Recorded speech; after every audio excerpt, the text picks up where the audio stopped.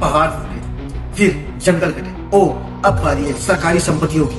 धीरे धीरे देश की वो सारी चीजें जो कभी जनता की थी वो आज निजी हाथों में दिखती जा रही है। और इस बार मामला सिर्फ एक एयरपोर्ट या बंदरगाह का नहीं है, इस बार कहानी जुड़ी है देश की दवाइयों से, आयुर्वेदिक से और उस सरकारी कंपनी से जिसे जनता के टैक्स के पैसों से खड़ा किया गया था। नाम है INPCL कंपनी। केंद्र सरकार ने आयुष मंत्रालय के तहत आने वाली इस कंपनी को सिर्फ 121 करोड़ रुपए में बेच दिया।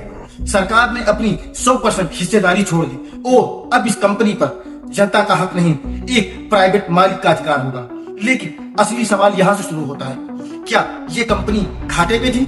क्या इस सरकार पर बोझ बन चुकी थी या इसके पीछे कुछ और कहानी छिपी है?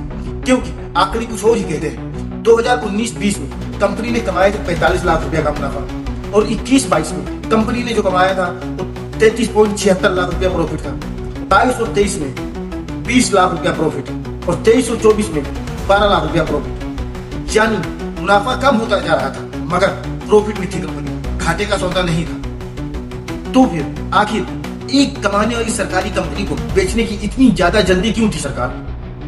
जिस कंपनी को जनता के पैसे से बनाया गया हो, जिसे सालों तक सरकारी संरक्षण मिला, वो आज भी प्रॉफिट में है, तो उसे प्राइवेट हाथों में क्यों सौंप दिया गया? और सबसे बड़ा सवाल, अगर मुनाफा कमाने वाली कंपनी सरकारी भी बिकने लगे तो आने वाले समय में सरकार के पास बचेगा क्या?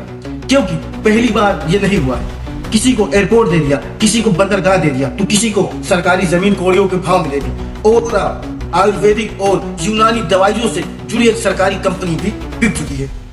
देश की सरकारी संपत्तियों का धीरे धीरे खात्मा और अस्तित्व खत्म कर रहा है सरकार। सबसे बड़ा सवाल, बहुत गहरा सवाल, लेकिन जवाब कौन देगा? किसी के पास कोई जवाब ही नहीं, सरकार जवाब देना नहीं चाहती और इस सब चीजों के पीछे कहीं छुपा हुआ है बहुत गहरा राज।